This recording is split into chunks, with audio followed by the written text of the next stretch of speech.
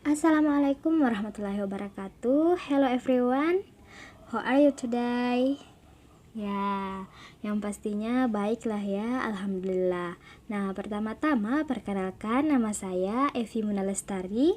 Kalian bisa panggil saya Kak Evi. Jadi, saya merupakan salah satu mahasiswi Institut Agama Islam Negeri IAIN Parepare, Fakultas Tarbiyah, Program Studi Tadris Ilmu Pengetahuan Sosial.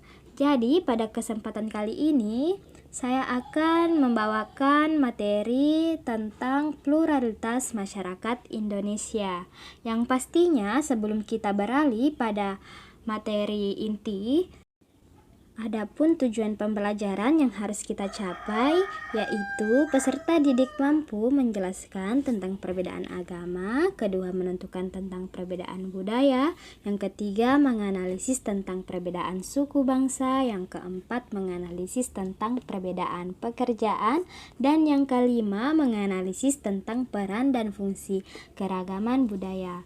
Nah, lanjut, adapun materi pembelajaran kita pada video kali ini yaitu ada 5.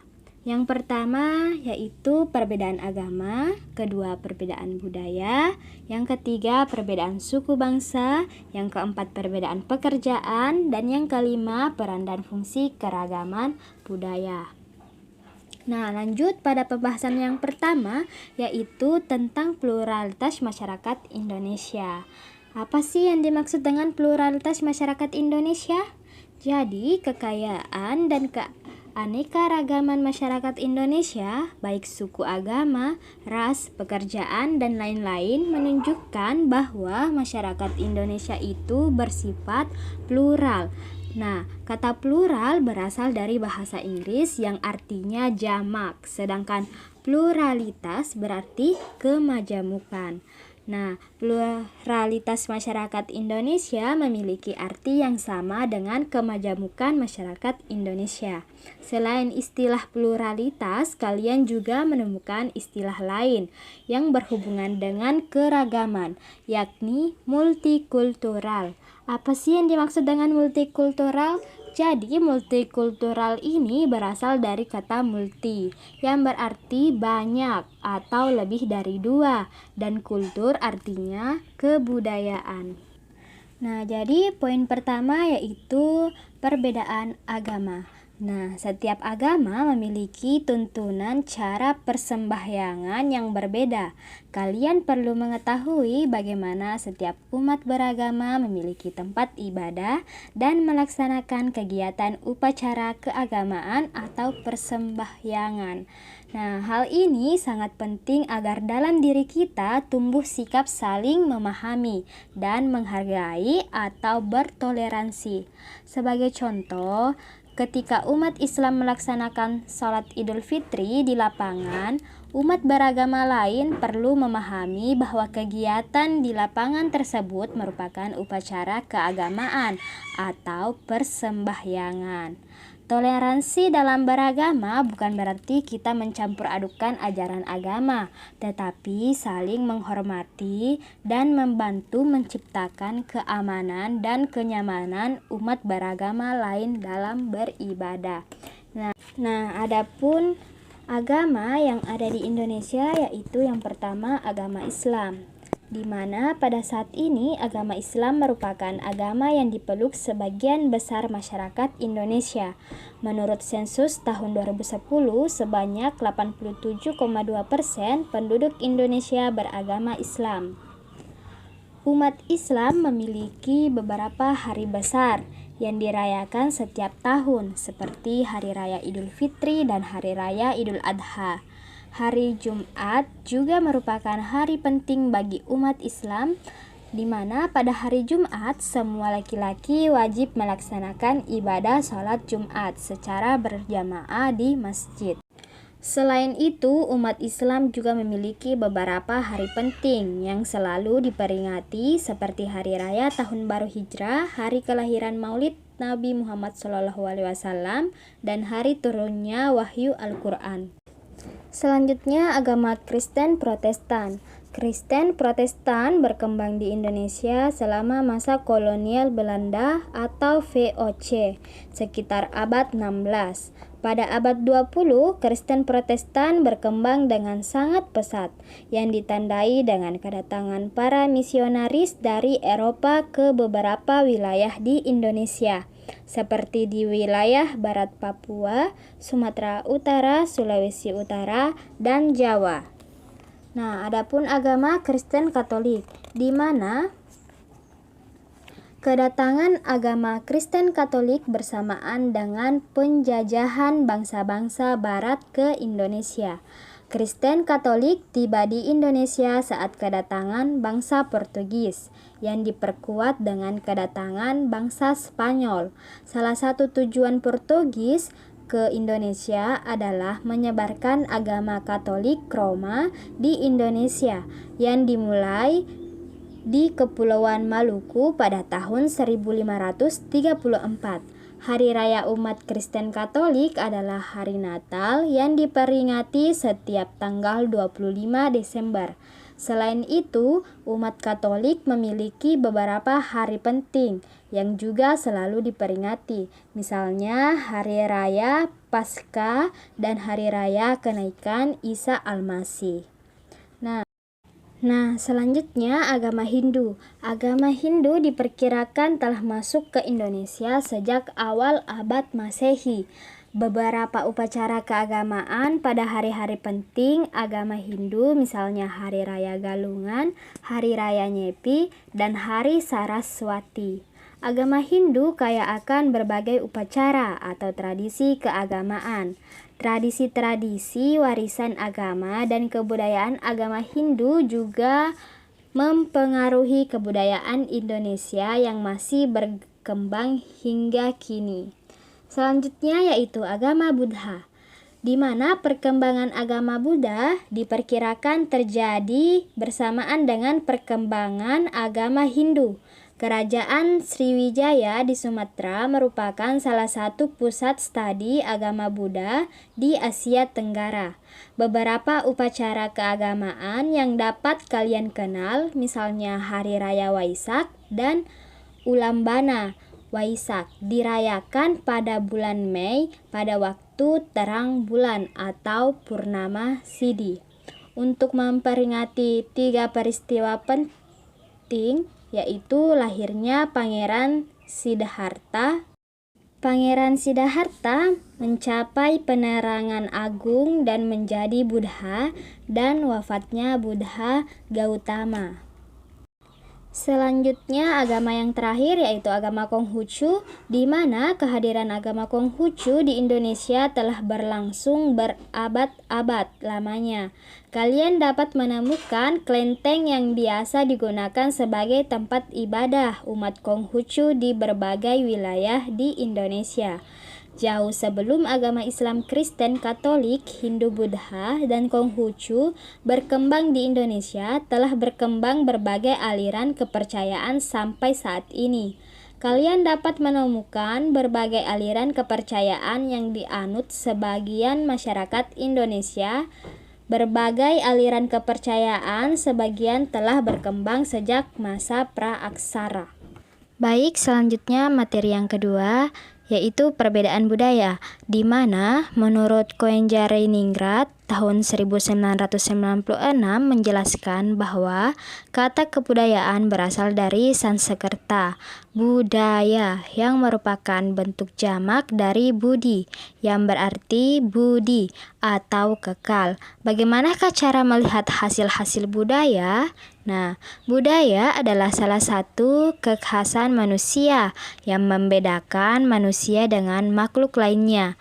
Manusia selalu menghasilkan budaya karena manusia dikaruniai akal untuk berpikir dalam rangka memperbaiki taraf hidupnya. Hal inilah yang membedakan hewan dan manusia. Adapun hewan menggunakan naluri, hewan cenderung bersifat statis atau menetap, sedangkan manusia selalu berubah-ubah atau dinamis. Kalian perlu memahami wujud kebudayaan agar lebih mudah memahami berbagai hasil budaya manusia. Menurut sosiolog J.J. Hoeningsman, terdapat 3 wujud budaya, yaitu gagasan, tindakan, dan karya. Yang pertama yaitu gagasan atau wujud ideal. Wujud kebudayaan berupa pemikiran manusia dapat dilihat dalam karya-karya tulis. Tulisan berupa pemikiran berada dalam karangan dan buku-buku hasil karya para penulis warga masyarakat tersebut pada waktu tertentu. Yang kedua yaitu aktivitas atau tindakan. Aktivitas adalah wujud kebudayaan sebagai suatu tindakan berpola dari manusia dalam masyarakat yang disebut juga dengan sistem sosial. Dan yang ketiga yaitu artefak atau karya.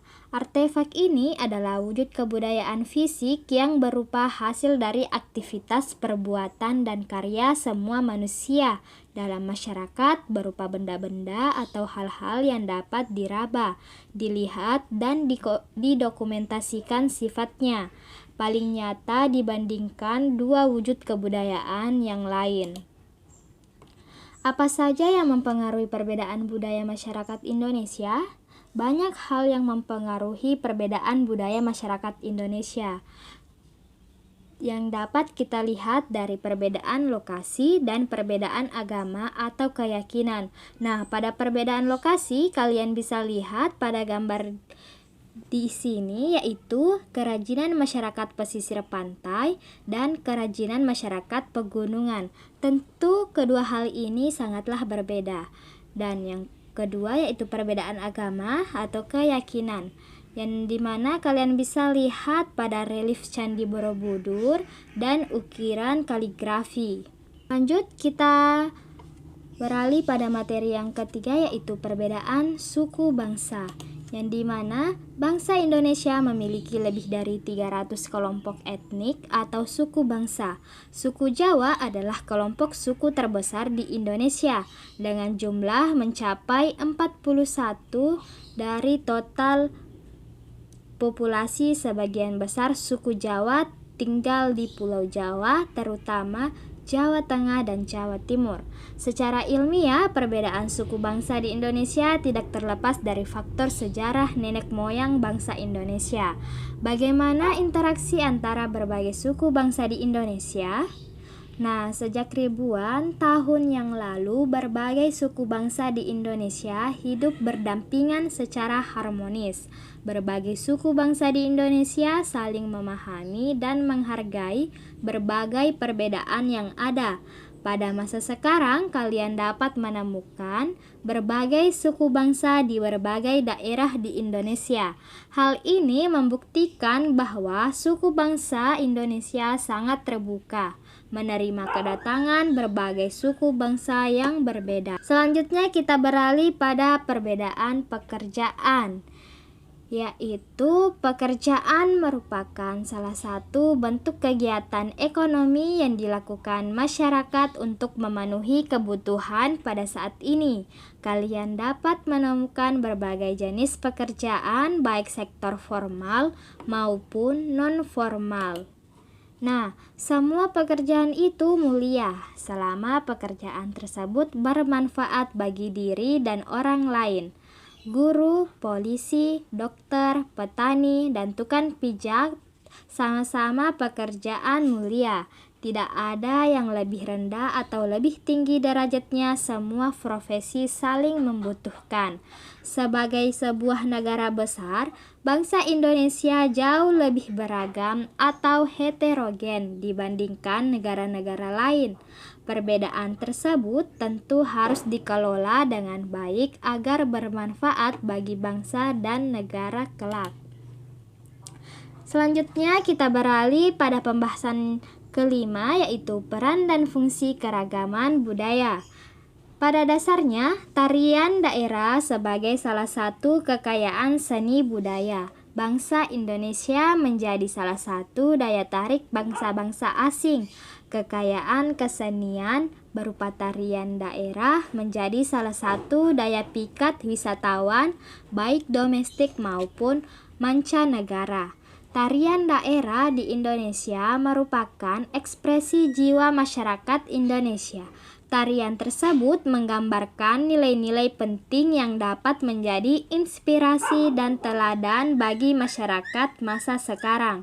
Seni tari Indonesia mengandung banyak nilai moral dan keagamaan yang menjadi pedoman bagi perilaku Indonesia. Keragaman budaya daerah dapat dikenali dengan bentuk-bentuk pakaian, adat, lagu daerah, tarian daerah, rumah adat, alat musik, serta pertunjukan upacara adat dan lain-lainnya.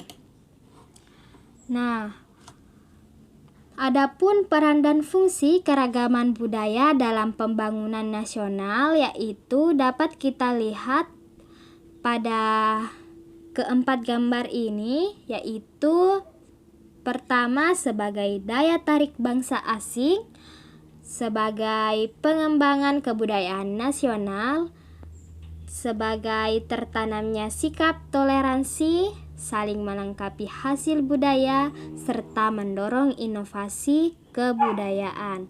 Nah, teman-teman, itulah materi tentang pluralitas masyarakat Indonesia yang dapat kalian lihat dan bisa pahami. Adapun tugas kelompok yang akan saya berikan kepada teman-teman semua di sini yaitu buatlah mading sesuai dengan materi yang didapatkan setiap kelompok. Lalu kreasikan mading tersebut sesuai dengan kreativitas kalian. Jadi, kelompok 1 akan membahas tentang perbedaan agama, kelompok 2 perbedaan budaya, kelompok 3 perbedaan suku bangsa, kelompok 4 perbedaan pekerjaan, dan kelompok 5 yaitu membahas tentang peran dan fungsi keragaman budaya. Jadi, silahkan dikerjakan. Insya Allah minggu depan kita akan melakukan sebuah presentasi di depan kelas dan tetap jaga kekompakan dan selamat bekerja.